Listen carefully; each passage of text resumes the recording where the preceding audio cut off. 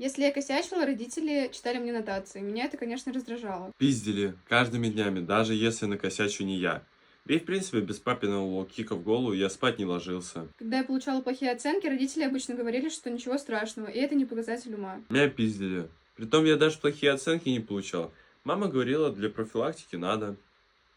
Обычно родители называют меня доча, солнышко, ну или зайчонок. Называли по-всякому. Пиздюк, сперма ходячая, жертва аборта. Иногда они заставляли меня убираться в моей же комнате. Мне не нравилось, что они мной командуют. Но не то, чтобы заставляли. Меня просто пиздили сначала, а потом у меня у самого появлялось желание работать. Меня постоянно загоняли домой в 8. Я даже не успевала нормально погулять. Мог неделями дома не появляться. Всем похуй было. Я с родителями постоянно ссорилась, все время обижалась на них и держала злость. Обижался? Да я даже такого слова не знаю. Мне отец в детстве сказал, обиженных в жопу ебу.